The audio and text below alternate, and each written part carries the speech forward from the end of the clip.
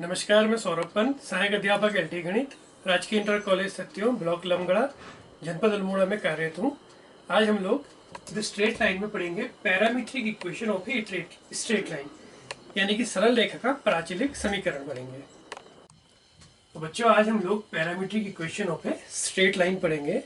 ये straight line पे हमारा आज लास्ट लेक्चर होगा। इसमें ये तो नहीं कह सकते कि ये चैप्टर पूरा समाप्त हो गया, क्योंकि हमेशा कोई ना कोई संभावना सुधार की तो बनी रहती है। तो कोई ना कोई नया टॉपिक आएगा, कुछ ना कुछ नया सीखने को हमेशा मिलता है। तो फिलहाल मैंने जितने भी कंटेंट चेंज किया था वो सब वही थे जो आगे हायर एजुकेशन या कंपटीशन के नज़रिए से, या सबसे बड़ी चीज़ तो ज्ञान बढ़ाने के लिए वो सारे पॉइंट जरूरी थे, उनका मैंने चयन करके एक लेक्चर्स के रूप में समावेशित किया था। आज हम लास्ट जो टॉपिक पढ़ेंगे इसमें वो है पैरामीट्रिक। तो पहले ये जानना जरूरी है कि ये पैरामीट्रिक कोऑर्डिनेट्स क्या हुए। तो पैरामीट्रिक कोऑर्डिनेट कुछ नहीं, आपने डिफरेंशिएशन में भी कई बार देखे होंगे। या सामान्य रूप से हम क्या कहेंगे, हमारे पास मान लीजिए जैसे एक कोऑर्डिनेट एक्स होता है, एक वाई होता है, 3D में एक जेड ले लेते हैं। तो अब मैंने एक्स को भी किसी एक फंक्शन टी के रूप में रिप्रेजेंट कर दिया और वाई को भी कोई एक फंक्शन टी के रूप में रिप्रेजेंट कर दिया। या ये कहें कि एफ को मैंने कोई सपोज थीटा के फंक्शन के रूप में भी कर सकता हूँ, वाई को भी मान लिया मैंने कोई थीटा के फंक्शन के रूप में रिप्रेजेंट कर दिया। तो ये कुछ हम नए पैरामीटर से जोड़ रहे हैं, तो इनको हम कहते हैं पैरामीट्रिक कोऑर्डिनेट्स। इनका बहुत ज़्यादा यूज होता है। इसका सबसे बड़ा एडवांटेज होता है ग्राफ प्लॉटिंग में या कुछ और प्रॉपर्टीज़ को सीखने में, क्योंकि नए नए पैरामीटर्स बन रहे हैं। तो अब हम जानते हैं कि क्या हम स्ट्रेट लाइन की इक्वेशन को भी किसी ऐसे पैरामीट्रिक रूप में रिप्रेजेंट कर सकते हैं। आइए देखते हैं।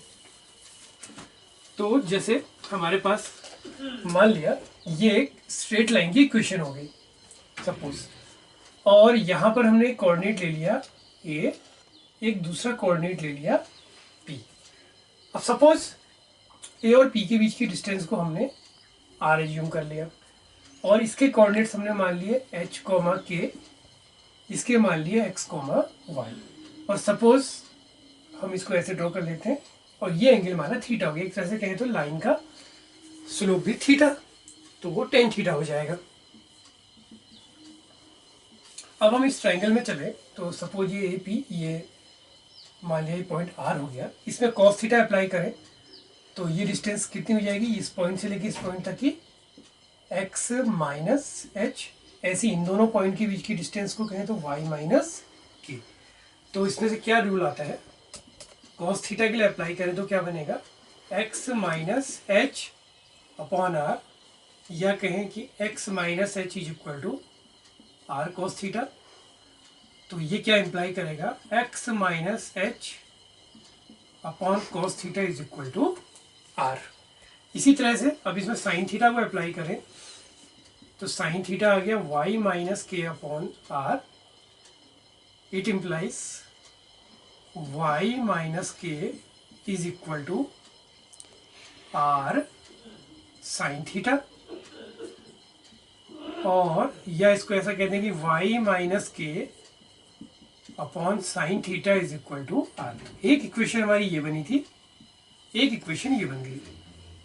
इन दोनों में अगर हम r की वैल्यू दोनों की लेफ्ट हैंड साइड इक्वल, दोनों को सब मिला लें तो क्या इक्वेशन बनती है, x minus H upon cos theta Y minus के upon sine theta is equal to R. अब इस लाइन का अपने आप में बड़ा उपयोग है। इससे हमें सबसे बड़ी फायदा ये है कि हम इस x और y कोऑर्डिनेट्स को भी निकाल सकते हैं। कैसे, अगर हम इसको ऐसे लिख दें x minus H upon cos theta is equal to r, ये मल्टीप्लाई हो जाएगा तो x इक्वल क्या आ गया, r cos theta plus h, या इसको लिख दें x is equal to H plus are cos theta. तो हमने x कोऑर्डिनेट को भी देखे, थीटा एक नया पैरामीटर आ गया ना, x को हमने थीटा के पैरामीटर्स के रूप में रिप्रेजेंट कर दिया। इसी तरह से y माइनस के को अगर हम सोल्व करेंगे तो वो हो जाएगा r साइन थीटा। तो y इज इक्वल टू आ गया k plus r sign theta. तो बच्चों ये तो थे पैरामीट्रिक कोऑर्डिनेट। अब हम इसी में इसका सब टॉपिक और पढ़ेंगे कि अगर इस लाइन की इक्वेशन को भी हम कुछ मान लें तो क्या रिजल्ट हमारे पास आता है। तो बच्चों अब हम ऐसा करते हैं कि कुछ एक्सपेरिमेंट करते हैं कि सपोज ये लाइन की इक्वेशन को कुछ एज्यूम कर लें और इसको इस कोऑर्डिनेट के ऊपर रखें तो क्या निकल सकता है। मान लिया कि अब इस लाइन की इक्वेशन हम एक चीज और एज्यूम कर लेते हैं कि ये मानना ax plus B Y plus c equal to 0 थी। तो क्या था, हमने इसी लाइन की इक्वेशन को पैरामीट्रिक कोऑर्डिनेट्स के रूप में भी निकाला और अब ये मान लिया कि लेट इसकी equation ax plus B Y plus C है। तो इट मीन्स कि ये a और p पॉइंट दोनों इसमें लाई करेंगे। अब सपोज p पॉइंट अगर इस पर लाई करता है तो क्या होगा, ax plus B Y plus C is equal to 0 पर कौन सा पॉइंट आएगा, p पॉइंट। और p पॉइंट के कोऑर्डिनेट हमने निकाले थे x is equal to H plus are cos theta और y is equal to K plus R sine theta.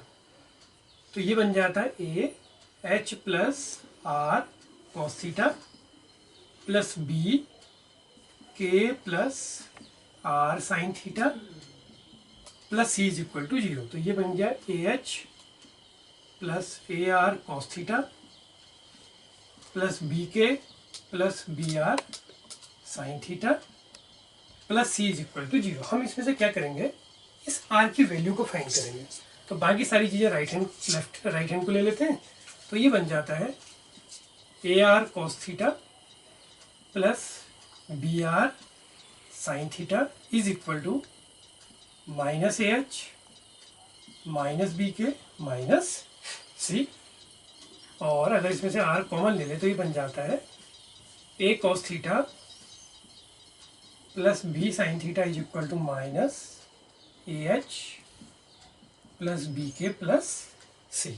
अब इसको डिवाइड कर दें तो आर इज इक्वल टू आ गया minus A H plus B के plus C upon A cos theta plus B sine theta. तो आप इस प्रकार से ये जो आर है इनके बीच की डिस्टेंस दोनों पॉइंट्स की उसको आप फाइंड कर सकते हैं। अब इसी में एक चीज़ और देखते हैं, एक एक्सपेरिमेंट और कर लेते हैं। वो क्या करते हैं कि सपोज ये जो ए एक्स प्लस बी वाई है इसको हम थोड़ा चेंज कर लेते हैं। कैसे, बाकी सारी चीज़ें सेम रखते हैं, ऐसा मान लेते हैं कि अब इस लाइन की इक्वेशन को A X plus B Y plus C की बजाय क्या एक्सपेरिमेंट करते हैं कि एक लाइन जो इस पॉइंट पी से जा रही है और उसकी इक्वेशन मान ली हमने A X plus B Y plus C is equal to 0, जो इसके क्या है, परपेंडिकुलर है। एक नई चीज एज्यूम कर ली, इससे क्या मिलेगा देखते हैं कि क्या रिजल्ट आता है। बात समझना, क्या करा हमने, इस लाइन की इक्वेशन को हमने जैसा पैरामीट्रिक हमने निकाली थी सेम वही प्रोसेस। अब उसके बाद हमने क्या करा कि पी पॉइंट पर जो कोऑर्डिनेट था उस पॉइंट से हमने लाइन की इक्वेशन को बना लिया A X plus B Y plus C is equal to 0। और जो ये लाइन है वो इस लाइन की क्या होगी, परपेंडिकुलर। इससे अब देखिए कैसा रिजल्ट बन रहा है, कुछ कुछ इसको समझते हैं।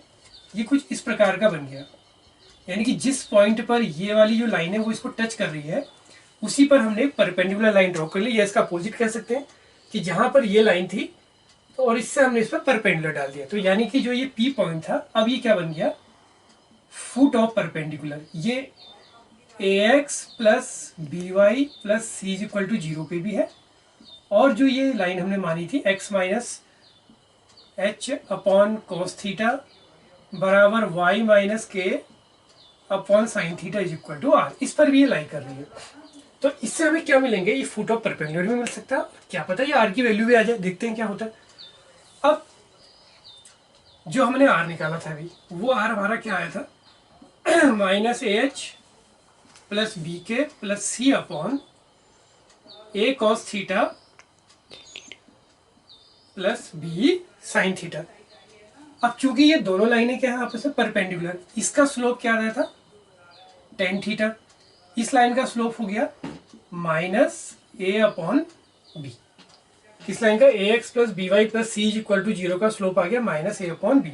अब चूंकि ये दोनों लाइनें जब परपेंडिकुलर है तो क्या रिजल्ट आएगा कि टेन थीटा तो इसका स्लोप हो गया और इसका स्लोप हो गया minus A upon b is equal to -1, m1 m2 equal to -1।